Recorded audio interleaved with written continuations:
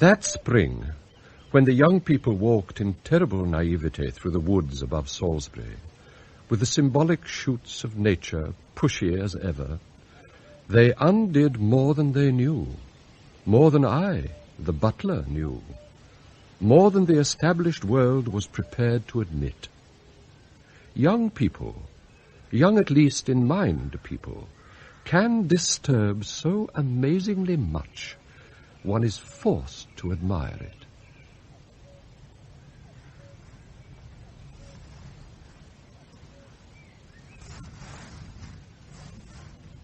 Oh, a little yellow daffodil. Oh, I thought you'd never speak. I wonder who dropped it in the mud like this. Hello? Anyone about? Looking for a little yellow daffodil? It doesn't matter. Hello? Please don't. They probably want to take it home to decorate their dinner table. I hate mahogany. Decorate their dinner table? Isn't that what people do? Not my people. Oh. Well, I hadn't said anything before because I didn't know how to start. Why? Well, I like to think I know things. I mean, we all do know things, don't we? We've been given knowledge. But you seem to know things that are rather far off. Like people who don't decorate their dinner table? Yes, I know. I did have friends, you know, at college, and I have visited. It's just that the feeling... Yes?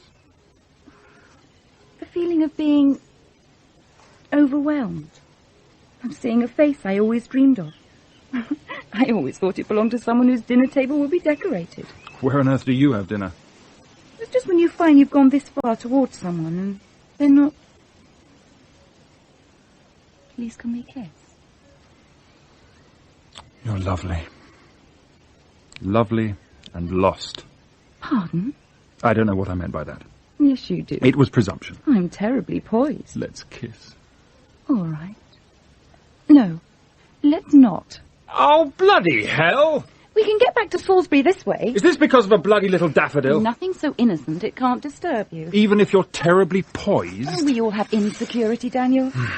It just gets set off by different things and different people. Like mention of dinner tables?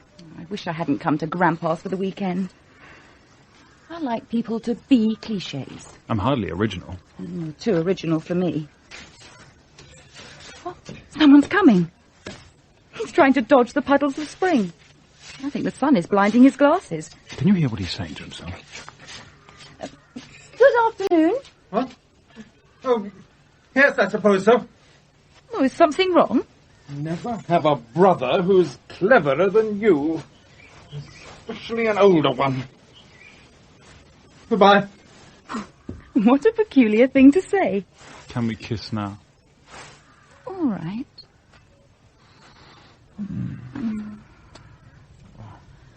Why are lips so dangerous? Why is the silken skin of mouths, eating, talking, loving, why is that the place where devastation lurks? I never knew kissing could be so complete. It's the first time. I've never felt the need to make light conversation afterwards, certainly. Or let's do it again. Because I don't know where to put all this feeling.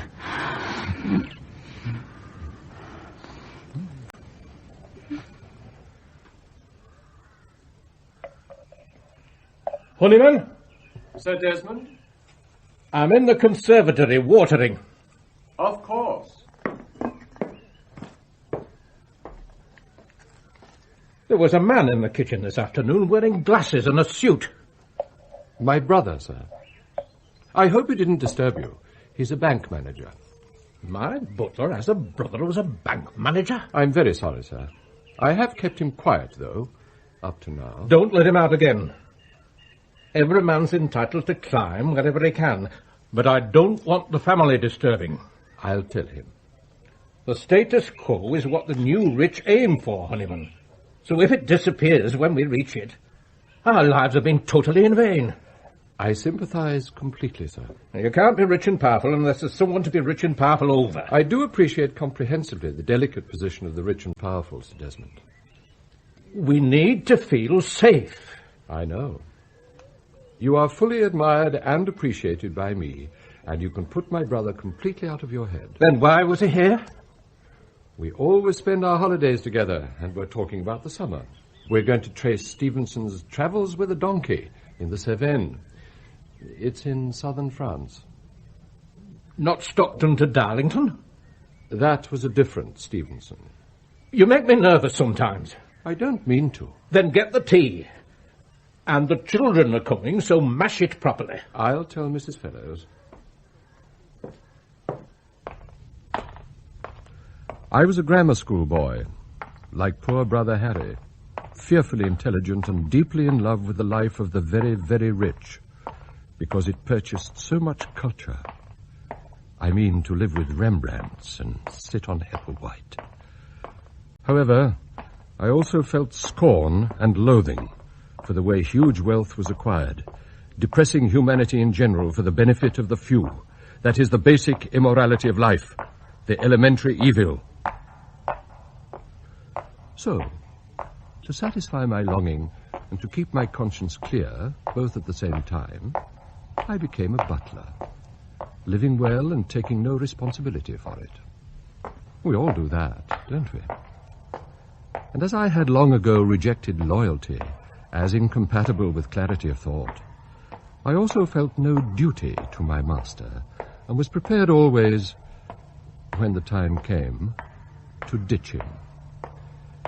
I might have been a very great man, Harry said, but then he was my younger brother and hated me hysterically, for which I was genuinely sad. Family tea, Mrs. Fellows. They'll be here at any moment. Our Father, which art in the conservatory. Welcome to the simple pleasures, the country. We're all so locked into your daydreams, Father, that we almost don't exist. How are you? Where's your husband? At the gallery. I warned you about art, Samantha. Spoils Sunday, always has done. Hello, Alfred. Father, Anything new since Friday? just the golf. Wentworth? Moor Park. Near Watford, which isn't up to much. Make it Wentworth next week. Yes, Father. And your daughter needs smacking, Samantha. She's been out ever since she came home. Home isn't here. It's with us in London. She's got her own flat. Yes. Then she ought to have a husband. I don't like the way the young make mock of what we all aspire to. Get her settled, Sam. Family-like. Yes? We'll see. We will. Now, tea.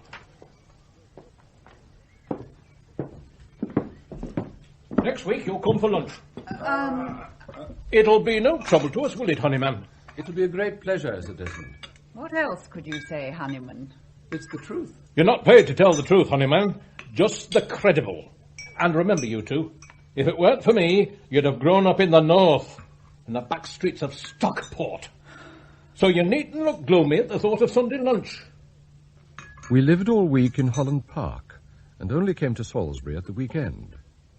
I loved driving the Daimler, low, unshakable, and I always had the use of it for myself, which made Harry wild. You don't know anything about life, Tom Honeyman. I know immense things, Harry. The sheer silk of driving this black dart through London teaches me more about life than all your days struggling up the ladder at your bank. Struggle teaches you everything that matters. Oh, I know about struggle. I watch television. He's given you that as well. You've never even had to buy a license. Nor a meal, Harry. You and I are about to feast once again on the diner's card he pays for, and you're going to adore it, aren't you? Oh, God, I'm weak, and the food will be so lovely.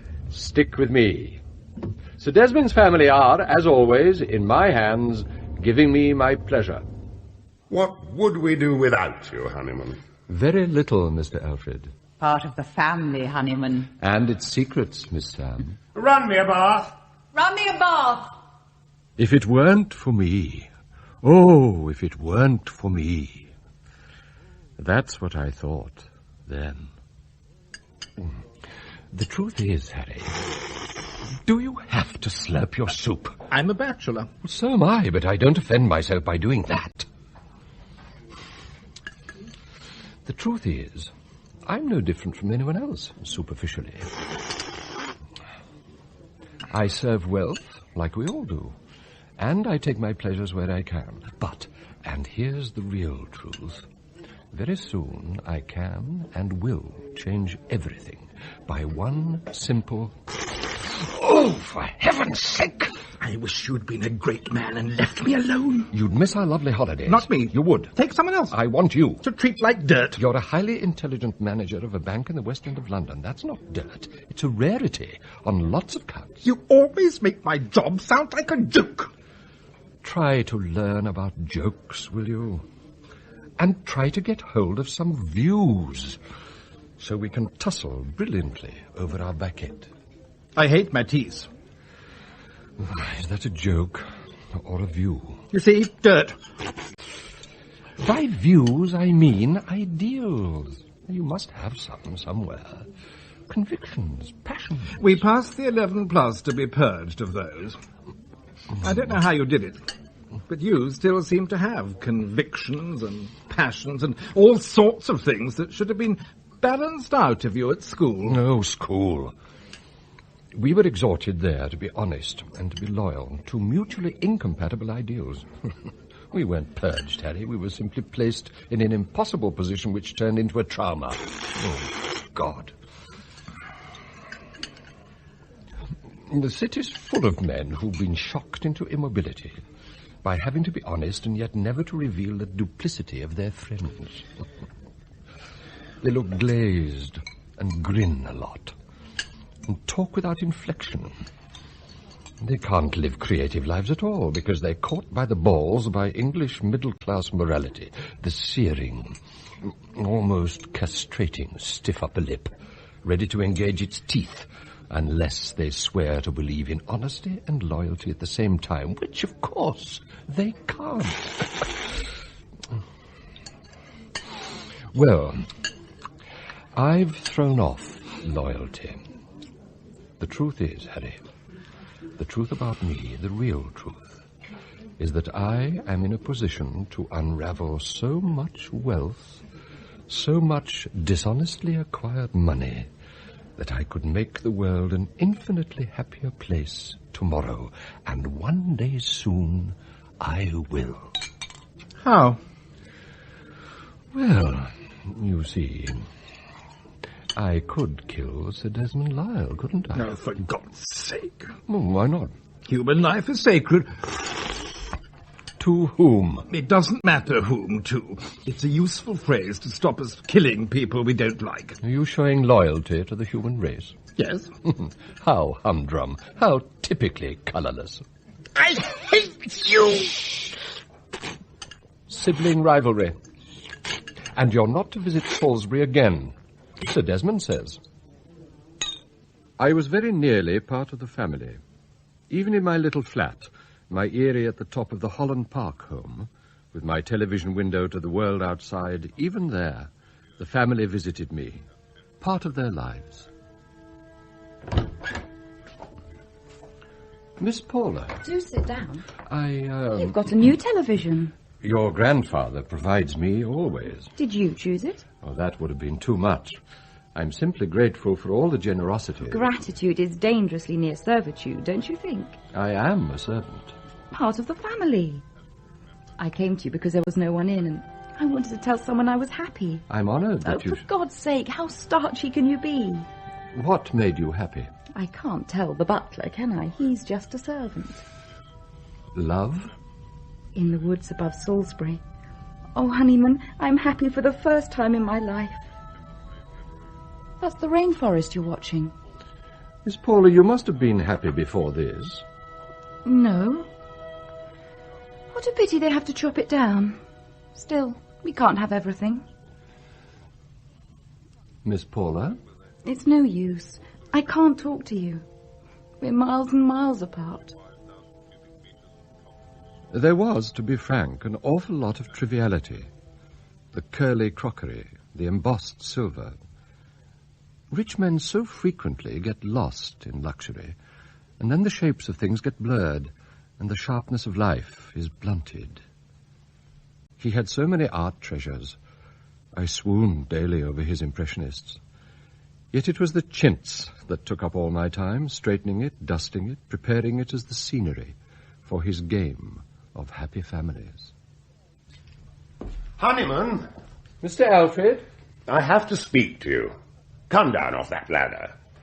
Your father can't abide the possibility of cobwebs in the pelmets, Mr. Alfred. It reminds him of Stockport. Shouldn't you be at the office? I'm at a business lunch. And I'm not coming to Salisbury next weekend. I'm going to France. La petite maison secondaire in Normandy. I have to guard my property and see that it's all right. He set his heart on everyone. You, Miss Sam, Miss Paula. Sunday lunch. Tell him it's an investment. I'll do my best. What would we do without you? I wondered even then, was I almost too good at butling? Drawing baths, for instance. I loved drawing baths. I'm drawing the bath, Miss Samantha, in your old room. No need to mention this to Father Honeyman. Very well. Oh, you keep the rooms exactly as they were. He likes to feel his home is solid and secure. To keep away the memory of Stockport. Have you ever been to Stockport? I'm happy to say not, though I know it well from his bath time lectures. Unzip me, will you? Me? There's no need to be afraid, Tom. You're practically a member of the family. And being wealthy, we're not that sort of family, are we? No. Besides... Besides... Miss Sam? Things happen to one. One accidentally looks through a new window and the view's wildly different. Don't you want to know why I'm here at 4 in the afternoon? Well, it's hardly my place to ask that. Please. I'm here because my husband, he does have a name. You must try to remember it. Alistair. Alistair is at home this afternoon cataloguing things. And I can't meet him smelling of another man. I see. And I don't think I can make lunch on Sunday, Honeyman. Oh, dear. You better go now, I suppose. Though you've seen me often enough in my knickers as a child. And out of them. Oh, good heavens. A dressing gown? You prude. She wasn't beautiful, but there are things a butler shouldn't see, and shouldn't be seen to see. Like all the family, she was immensely sensual and largely unaware of it. Paula was the same, the most sensual of all of them, drawing you to her without meaning to.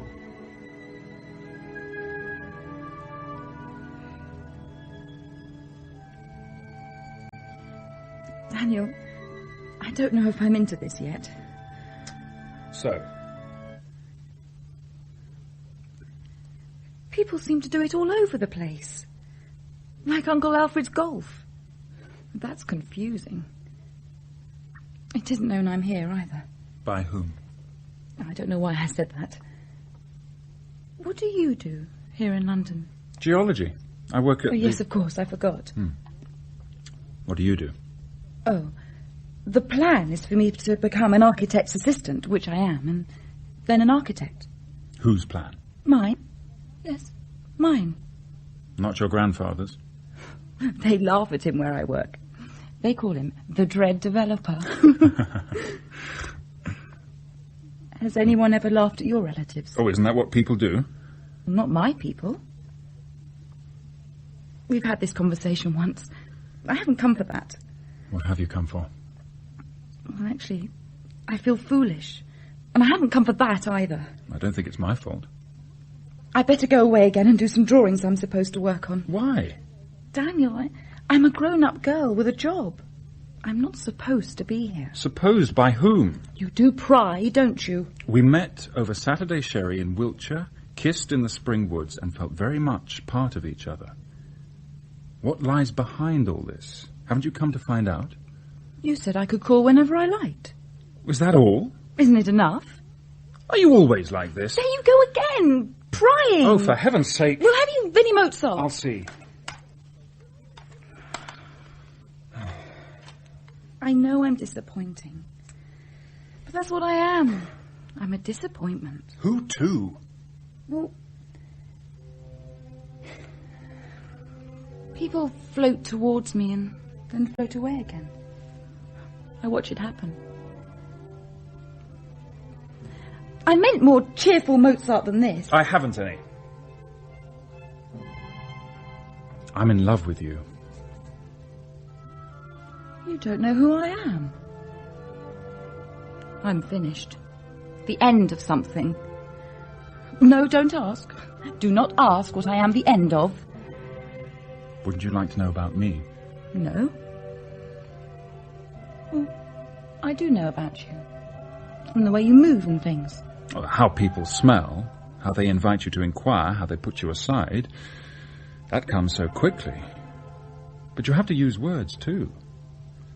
And your words are different from the way you smell. I'm a nice girl.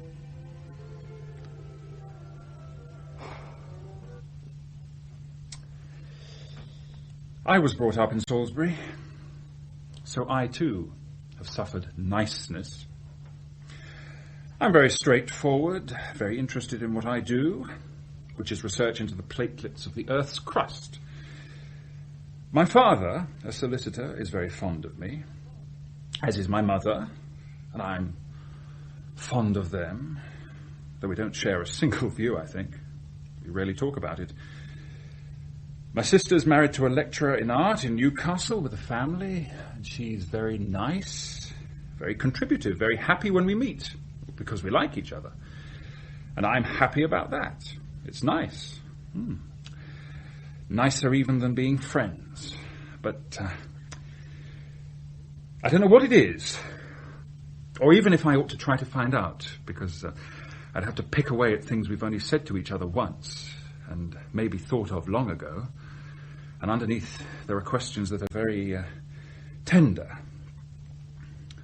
You've touched those questions. And I'm not what I was at midday last Saturday when I parked my car in the drive of the Lancing Thompson's large house and walked in for sherry. Something universal has reared up and stared at me. You're prepared to talk about all this? I have to. Is that what people do? I do. And you laugh at your relations? I'd hit them otherwise. I'm going to kiss you now. All right. It might be a bit unkempt this time. All right. And then perhaps you'll talk? Can I stay with you in Salisbury this weekend and make love in the woods?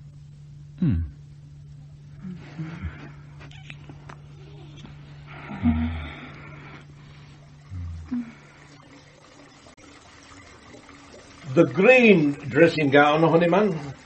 Green eases the spirit after a busy day. Sir. And now, a bath. Oh, I love that bath. Don't we all? I never thought of you feeling things. Don't go. Sir? Oh.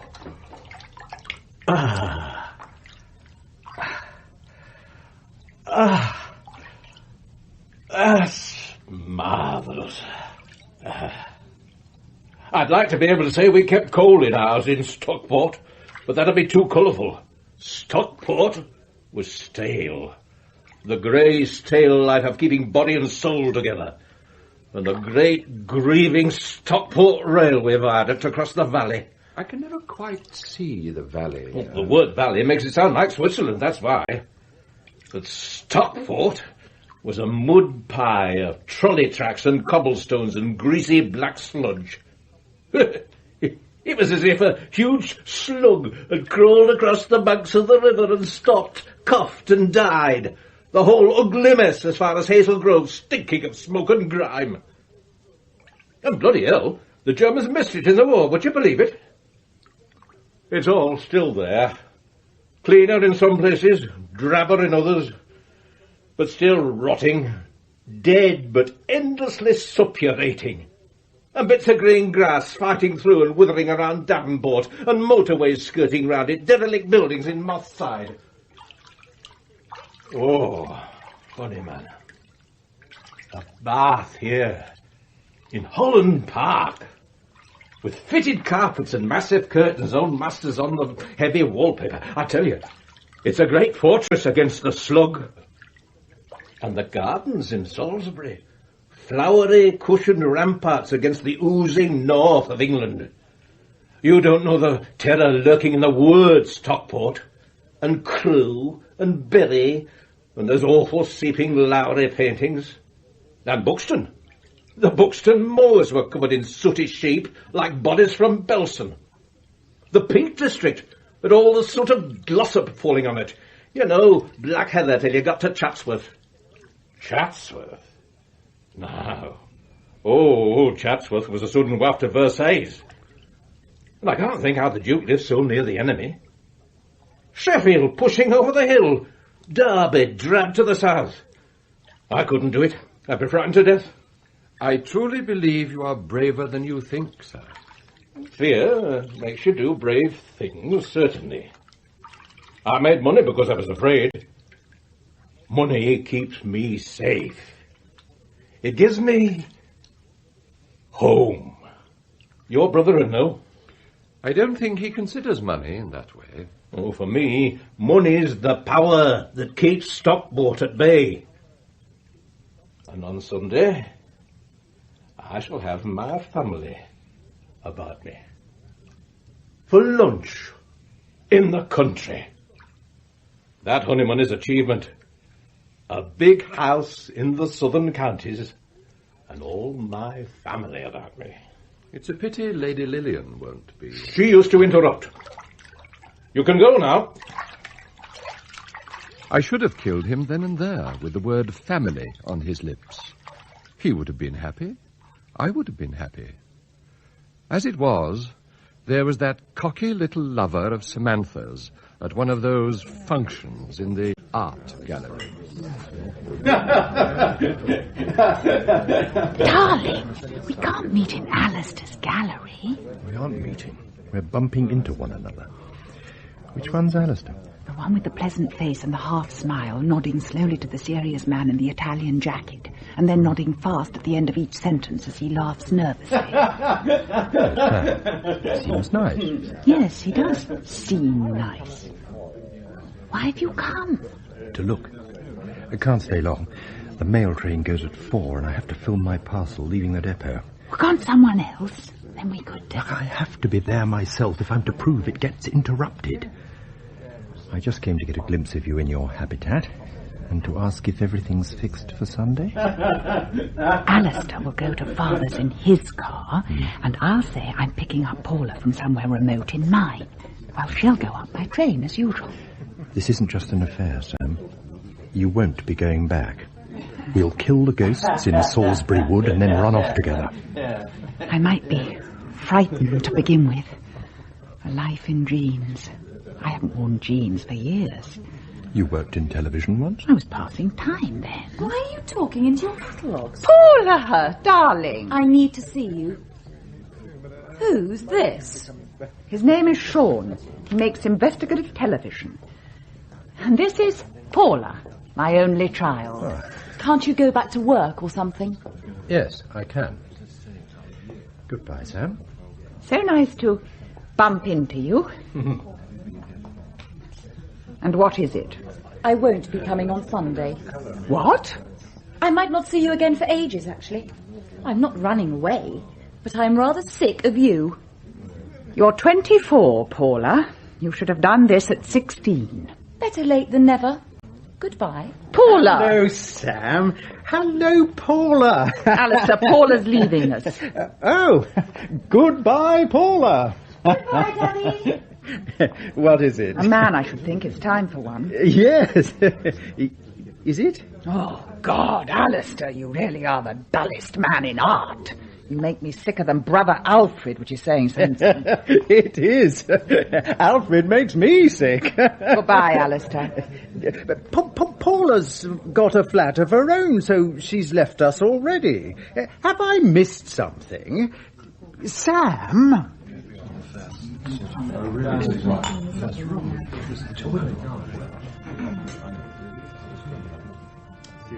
Could I have sensed a need to act sooner? Perhaps quite differently from how I did? I put away so many things I didn't want to know. That Sunday, He still expected them for lunch after church in the cathedral, because I hadn't managed to tell him otherwise. I didn't believe otherwise.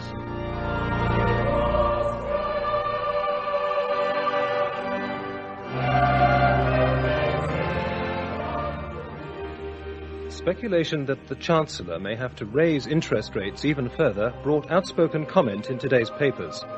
They pointed out that the increase in home ownership is already causing an underlying strain on disposable income, and that any increase in mortgages is likely not only to curb the current spending boom, but to increase wage inflation, thus putting a further brake on domestic industrial growth, already under pressure from the growth of import penetration.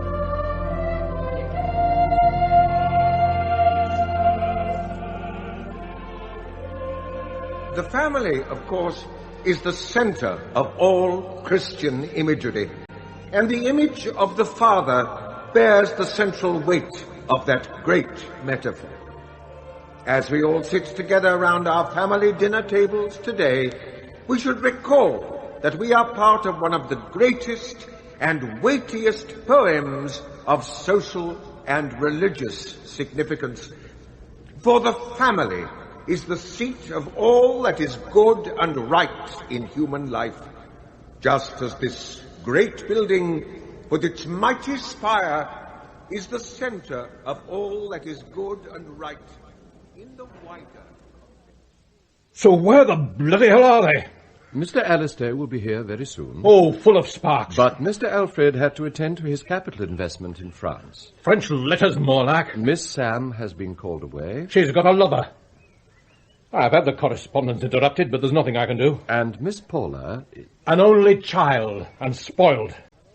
I told Samantha, you must have two like I did, but she's stubborn. Well, I said a family bloody lunch, and I meant a family bloody lunch. Your geraniums. This morning's sermon bore on this. The family, the great poem. The begonias. And God the Father. Oh, which of my children would hang themselves on a cross at my command? I'm sure they're totally devoted. I've made this family safe, and all I've got to show for it is a half-wit owner of an art gallery full of cubes and splodges and chairs covered in milk bottle chops. They'd lock him up in Stockport. Oh, you love the cinerarias. I painted them for you. Why didn't you tell me all this earlier? You had the pleasure of anticipation. And the pain of disappointment. Well, I'm sorry. So you should be. I couldn't stop them. Why not? It's not my place. Place? Place? Can't you take any responsibility? That's very wounding. I run your home beautifully, and you know it. Yes. And today, you'll dine with us to make up for the others. Me? You're part of the family. Paid not to let me down. But I'd be out of place. You'll be out of place if you don't do what I say. Sacked without a reference. Get the soup. Sacked? It went to my heart like an arrow, confusing me with panic. And I'd never known panic in my life. I can't help it, Mrs. Fellows. I must eat with him, he says, or else be sacked. I know you like my conversation of a Sunday, but there's nothing to be done. I'll take the soup and come back for the joint. Why was I so frightened of being sacked? Had I accepted my position as a parasite more completely than I thought? Had I yielded my independence? Was I truly part of the family? Oh, Tom Honeyman, you were an arrogant fool. And up above Salisbury in the woods, there was more life happening than you could control.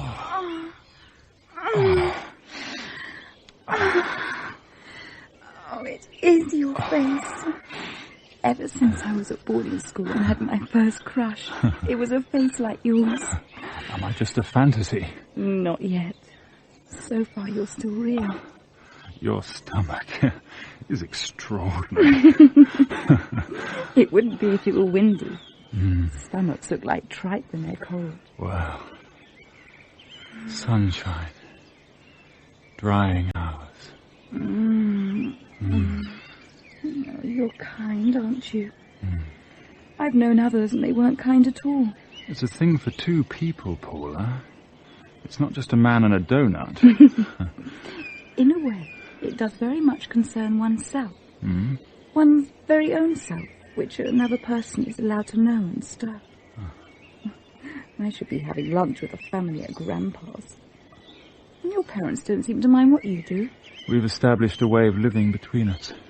Grandpa has a butler for establishing ways of living with us. He calls us Miss Samantha, Miss Paula, Mr. Alfred. A sort of parrot. Who's that? Two other people prancing about without their... Good heavens! It's your mother! Picking daffodils for her table? Not exactly. Pull something on and don't look. I don't know, should I?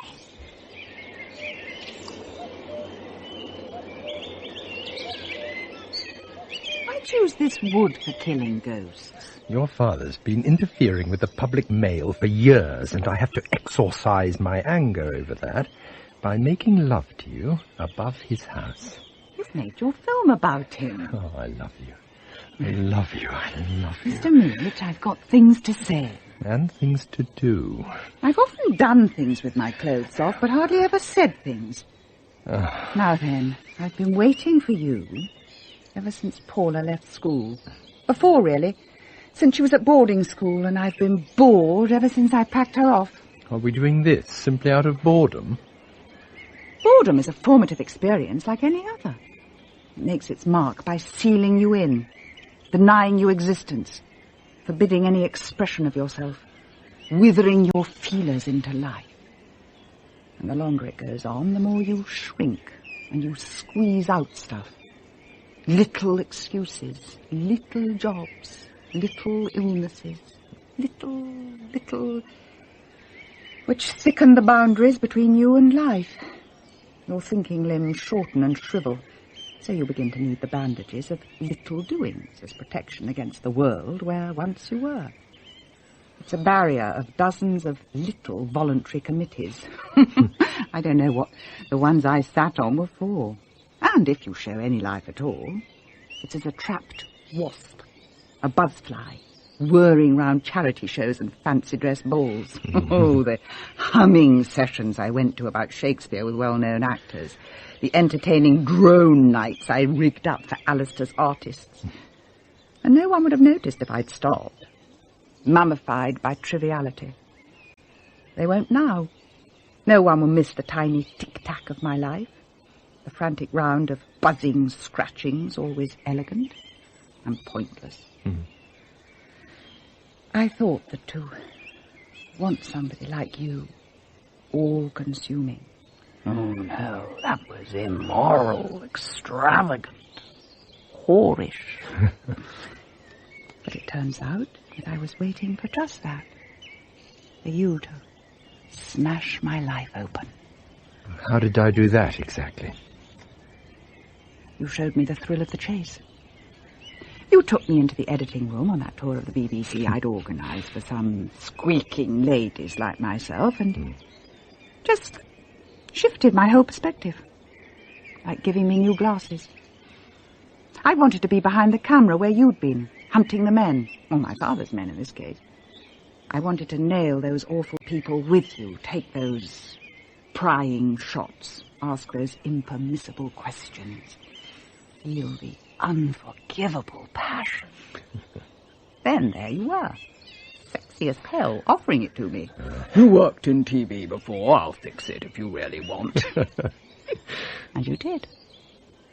And we made love with such excitement, finding out about each other and not caring for a second that my clothes were underneath and getting crumpled.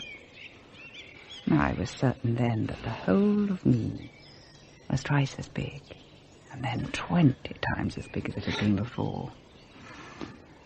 And what about you? You said, this has to be it, at the end of the editing session, and I couldn't wait to be with you from then on. I also wanted to do this. This love, as near your father's prison house as possible, to kill that monstrous connection. I thought of St. George. how delicious. Someone else is over there. Give me that shirt. Mother! Oh, my God, Paula! My pants! I thought you'd left home. What are you doing? Oh, same as you by the look of it, and I hope you manage it at my age. Oh, hello, Daniel. Yes, of course. My name's Samantha. This is Sean. And every time we meet in future, we'll know what's underneath, won't we? Where's Daddy? Do we need him, too? He's having lunch with your grandfather. The only loyal member of the family. Do you do this often? No. You? No. That makes us both innocent as little lambs and learning fast. I'm surprised at you, Mummy. I had to say that. Did you, dear? To get everything straight, I must tell you that I'm leaving your father. What'll he do? It'll be some time before he notices. Oh, the weather, please. It's too good to talk about Alistair. He is important. I know. I hate the thought of what I'm doing to him. But I never let go of what I want. Sean works in investigative television, Daniel. Oh. I used to do that. And now I'm going back to it. To work. I didn't think you knew about work. Sometimes you're very like your father. Too wrapped up in yourself to notice anyone else. I'm here, Mother, precisely to unwrap myself, which I am doing. You may have noticed. Like mad. I live in Earl's Court and do geology. In Earl's Court? Where you'll be going, I suppose, Paula. I take it we're all moving into other people's flats and things. Why? That's awfully definite. Sensible and economical for you, surely. The mortgage rate's going up. Oh, not that we want to talk about mortgage rates. Frolicked as we are in the bare skin. Like your grandfather, really, mortgage rates. They dictate so much of what you do and are dull. Will you share our picnic? Oh, yes, please. Clothes will only gather crumbs, so don't bother to dress. Are you really leaving home, Mummy? That is precisely what I'm leaving. Which home? My father's. His endless rearrangement of other people's lives. Alistair's just a room in my father's house. It'll be terrible for Daddy. No, it won't.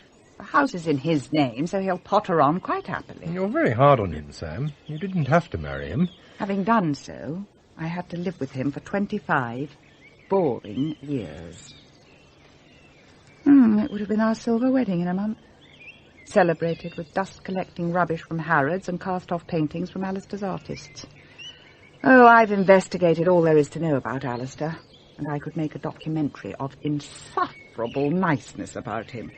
So I know that now he'll be as happy as can be without the guilty feeling that he ought to be original. Like so much else, he spins away below me and out of sight. That's brutal. Yes.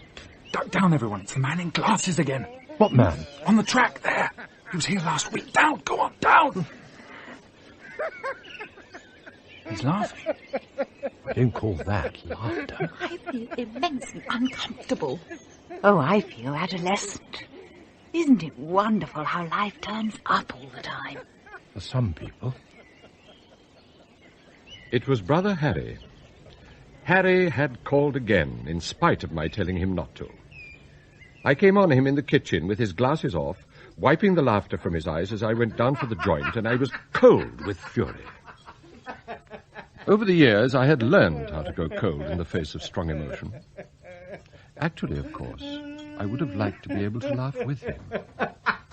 The joint, Mrs. Fellows. Dining with the Knobs today, are you? You'll be responsible and loyal very soon. I'm dining with Sir Desmond because he said he'd fire me if I didn't. Loyalty doesn't come into it. Well, loyalty's very close to fear, I'd say. Or love. Do you feel that for Desmond Lyle?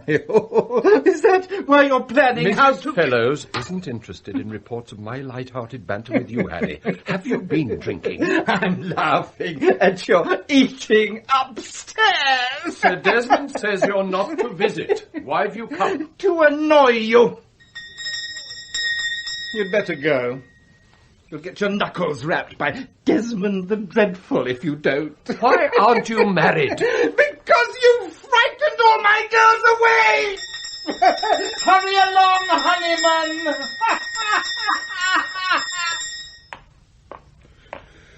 It was true. I took a wretched pleasure in humiliating him before women. It was almost a relief that in leaving him alone with Mrs. Fellows, I couldn't indulge that most unsatisfying pastime. I always wanted to humiliate Alfred, too, in front of his endless girls. But he never had any who would have noticed. As I walked to the dining room, I imagined him in France with another giggling tart. Upper class, lower class, always tarts. The joint, Sir Desmond. I've been 10 minutes on my own with Alistair. I don't think I'm quite on his wavelength. I've been telling him his house is in his name. I don't quite understand. You see, I know perfectly. I've never trusted my own children to be sensible. So, his house is in his name. I was right in that. You're always telling us you're right. And am I always right, Honeyman? Yes. Oh, yes, you are. I sometimes wish you weren't, but you are, Sir Desmond. Loyal servant. Part of the family. Better than the rest of them. Pass him this plate, Alistair. What? Oh. I'm going to screw them, Tom Honeyman. They can't escape all this. Escape? Samantha's gone, Paula's gone, Alfred's going, you're a fool. I'm sure Sam's just on some committee. And you can't marry and hope the cash will fall into your lap with no more effort than a wedding night. It takes a life to do what I've done, and I'm not going to see my money lost to those who won't work to keep it together. Eh, Honeyman? I know exactly how you must feel. So, I'm taking steps to see that doesn't happen. The slug isn't going to get it. What slug? Stockport. I don't understand. Yeah, well, when I'm dead and you're all sitting round this table mourning my passing, now, eat. Your brother's got some food, I suppose, Tom? I told him to stay away. Oh, I like stubbornness. Part of the family, too, your brother. No. He manages a bank, Alistair. Who does? Oh, get your beef in you and keep quiet. Is this premature senility, Honeyman? Oh, please. I'm just the butler. What did he mean? A new will that would stop his children escaping from his influence and business enterprises, and so prevent me from unravelling his wealth as I'd always said I'd meant to? I had to act, or the money would never move away into the world, as it should. It hammered me. I must remove that monolithic figure so that everything would crumble. No successor could master the details of it all as he had. No one could make his decisions. That was why, at his age, he was still chairman, and it was why... Oh, God, it was why I did indeed love him. Oh, the anguish of that loving. And, as it turned out, the ignorance. Mr. Honeyman, Sir Desmond Lyle. I know your brother. And, of course, you know my kitchen in Salisbury. Well, I have visited your... I don't want to know any more, and I don't want you to say you've seen me. Yeah, of course, Desmond. Though my brother has a terrible way with him when he wants to know things. And so have I. Now, bank managers make wills, and I want you to make one none of my own lawyers know about. Here's the draft. Draw it up by the end of the week. Yes, indeed. I'll sign it on Friday. Better take care of myself till then, eh? You're a more spineless man than I thought, Honeyman. You'd better correct that. And clean your glasses. Once I'd made my mind up, I was happy, confident, perfectly at ease. There's a certain saintliness in sacrificing a loved one, especially when it is so obviously done for the good of mankind. It even helped me to handle Alistair with a graceful optimism that cheered us both. She's gone for good, Honeyman. Gone to work in television. That's not for good, Mr. Alistair, whatever else it is. Once they're into television, they never move. The escritoire needs polishing. Excuse me. So, that's that. Over. She'll soon be back, full of fresh perspectives and piercing insights, and you'll start life with a new sense of urgency, and your gallery will sparkle as a centre of excellence you can hardly dream of at the moment. Do you care about art? I paint miniatures, rural subjects mainly. Oh. Did Sam ever talk to you at all? Just once. She called me Tom and took her clothes off. Good heavens. Oh, for a bath. Oh. And she gave me powerfully to understand your life is getting a new injection of vitality. Oh. Be happy, Mr. Alistair. For you, life is on the up and up. For Desmond, though, the down and down. The poor, dear man. Put my dressing gown ready. The white toweling, I think. There we are. Why especially the white? It'll set you up for dinner very perkily, the white. The brightness is all before your fellows at a Lord Mayor's function. I'm not going to the mansion house in my dressing gown. But you do look nice in it. And if you look nice now, you'll feel nice for the rest of the evening. Is the bath ready? Oh, yes. I think so. You're very chirpy all of a sudden. Thank you.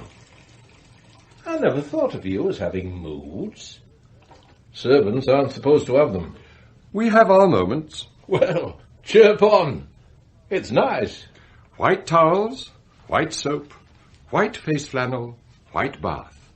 And the heat, the exact confirmatory temperature to make you feel comforted, yet adult.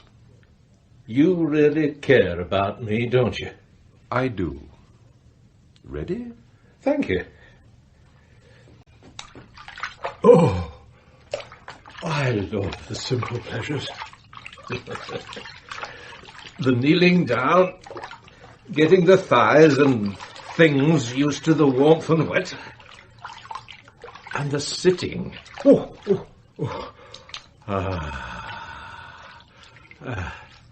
And bliss, the lying back. Even the poor know this pleasure, Honeyman. Do they really? Lucky bloody poor. They have no fear of falling. So they say. What's that? It's a very large, very powerful electric element from the hot water system of an expensive suite in an hotel I once worked in as a lad. Claridge's, in fact. Is it plugged in? Yes. What are you going to do with it?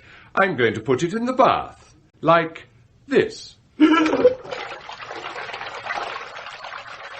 Not a mark on him. Such a simple pleasure for both of us. He warm in his bath, I warm in the sanctity of acting for mankind.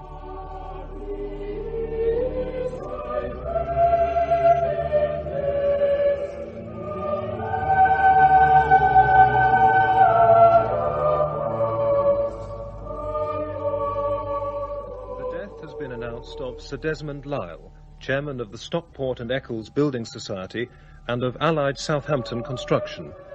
Sir Desmond, a man of considerable influence in the City of London since 1979, was also a great collector of 19th century Impressionist painting and was said to have the finest collection of Odilon Rodins outside Paris.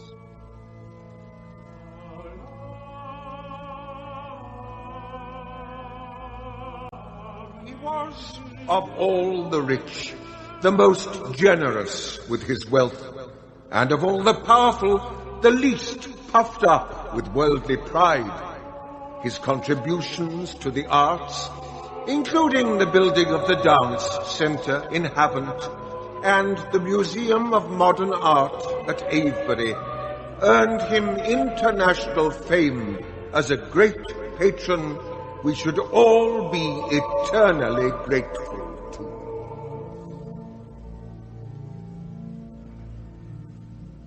He was a very healthy man. I think he was murdered, Alfred. Who by? Who cares? Oughtn't we to find out? He wasted all our time when living, so I'm spending no more on him now he's dead. When are you coming home, Sam? I'm not, Alistair. Honeyman says you are. Honeyman is wrong.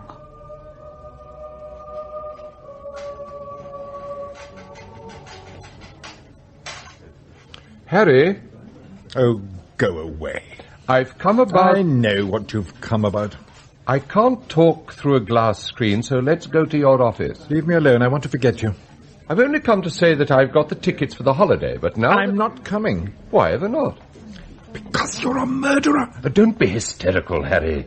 There's a queue out here. You can't deny it, can you? I can and do. But it looks as if I might be able to take my holidays earlier. You said you were going to do it. Harry, I'm not discussing this through a glass letterbox. In fact, I'm not discussing it at all. I could have you arrested now. But you're too loyal to your big brother to consider that. Aren't you? Caught, you see. Loyalty versus honesty. Muddled by your own impossible ethic like all the middle classes. Now, if we could go in June instead of August... You cocked it up, you know. Pardon? I told him I wouldn't say. But now he's dead. His personal fortune's going to the children, provided they both remain directors of his companies for the rest of their lives. But he was going to make a new will, divesting them of all their power and money, leaving his fortune to the Tate Gallery. It's an immense sum. And diverting the income from the shares they would have had as directors to the National Theatre.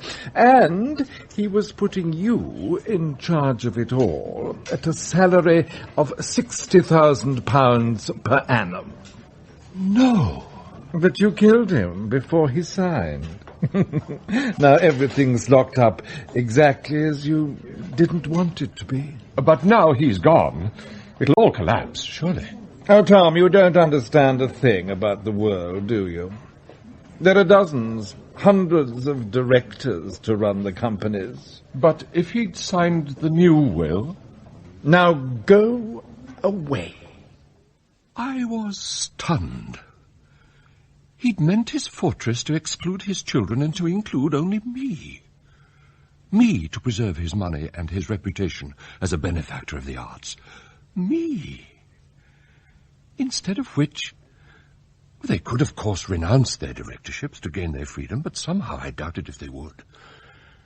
And in any case, the money hadn't been released into the community, so I had changed nothing. And my younger brother had been taken into Sir Desmond's confidence, which made me mad. But undaunted. Absolutely undaunted. Your bath, Mr. Alfred. Thank you, Honeyman. It was a very decent funeral for a very difficult old bugger. He'll be missed. Eh? Who by? The shareholders? They won't notice. Take my tie. Sir? He's built the business up so big, it's mostly run from the Maldive Islands or Buenos Aires or wherever the money sloshes most. My dressing gown? I've put out the white. Good. So, though the shareholders or savers or whatever they might have thought they were investing in the Stockport and Eccles Building Society run by our dear old dad, they were, in fact, contributing to a satellite TV channel, using NASA's military technology and taking security photos, supported by several South African banks and controlling 4 supermarket chains and half the world's agrochemical businesses, chopping down the rainforests and doing naughties in the Thames, let alone the telephone companies and the uranium mines, etc., etc. Your plain old family man with a Stockport and Eccles mortgage doesn't think about that. Thank God. And now Sir Desmond's dead? Oh, just go on and on, controlling the status quo from no one quite knows where. I say, am I getting a paunch? Pardon? Don't want to get so fat I don't meet the girls where it matters. Ready? Thank you, Honeyman. Such a simple pleasure. Even the poor know it, they said. Oh, bugger the poor. What's that, Honeyman? It's a very large heating element from Claridge's, Mr. Alfred. Would you just move your legs?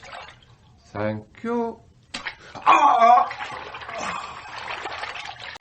This would... That is ecstasy. The ecstasy of the jealous is enormous.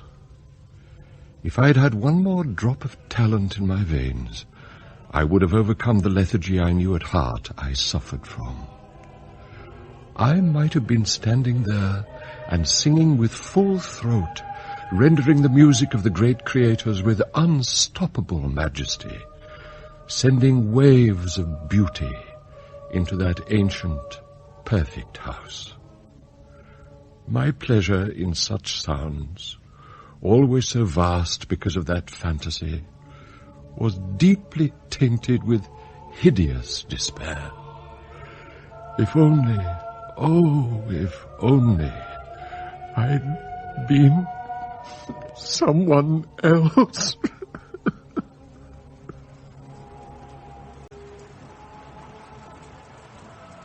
Miss Sam? Tom, aren't you getting wet? It was a beautiful service, and I'm always transported by the sung mass.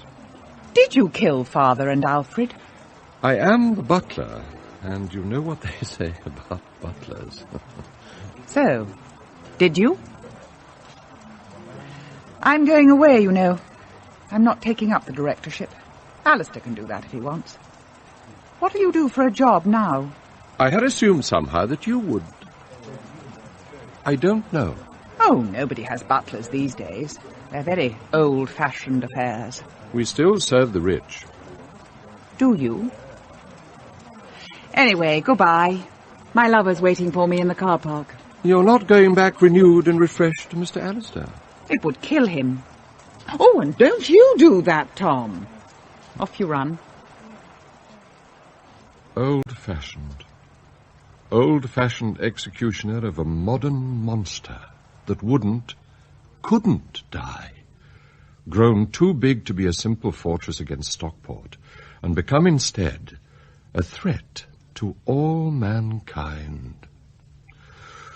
Oh dear, how small I was. Honeyman, what are you doing, sitting amid all this screaming, blinding colour? Should I not? I didn't realise you liked art. I have a small interest. Picasso is very big, of course. And all these genitalia. Green ones, red, yellow. Doesn't it turn you on? Even at the basic level of... you know. You just think it's an old man drawing dirty pictures. Well, I'm a geologist, and I think it's wonderful. I don't suppose we'll meet again, Honeyman. You look absolutely awful. Sitting there like a cross between a vulture and a refugee. I can't bear it. Paula. Well, it's true. He's like a retired headmistress who used to be frightening. Those servants are always frightening, though, giving their lives to others like virgin sacrifices. It's consenting rape. I am a man of passion. I love justice. I'm giving my life for humanity. Good heavens, Honeyman. Do you have feelings? Enormous ones. Only I painted smaller stuff. The end was obvious. Alistair was there to see it. Mr. Alistair? Is there any news of Sam? She's left for good. Oh. Didn't you meet her lover at Alfred's funeral? He's a virile man in tight corduroys, whose eye is sharp and whose expression is the lively blank of one who assimilates everything. Your daughter, Paula, is in love, and is rejecting those she grew up with, especially me. Is there a drink? No. What? May I introduce you to my younger brother, Harold? Oh, the bank manager. I'm not a joke! The cynical gentleman over there is an inspector from Scotland Yard who has come to arrest me for the murder of Sir Desmond and Mr. Alfred. Really? So the house is yours, and you'll have to get your own drinks. Sir Desmond's last words to me were that I should try to get some spine. I've done that. It was me who called in the police. Ha! You call that spine? You loyal little creep. You couldn't get a spine into your back with major surgery, let alone with moral exaltation. You have the life and spirit of a dead condom. Take him away! But who was I to talk? Who was old-fashioned?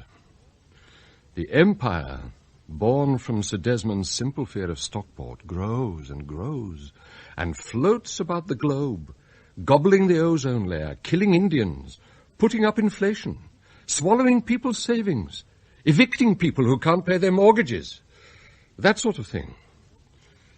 It sheds compound interest on those who bow to it, and withers the hopes of many who know nothing about it. Some other way than mine is needed to be rid of it. I misread things, you see. The children, they seem to know more than I did, after all. The women, whom I thought of as prisoners, they weren't prisoners at all. They were like some beneficial dry rot, working away inside their family to destroy it and transform it.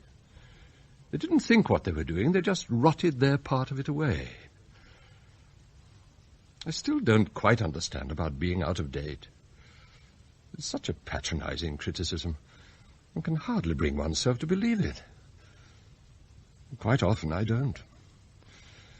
But, I don't know. I don't know. The monster cannot be allowed to become the master, can it?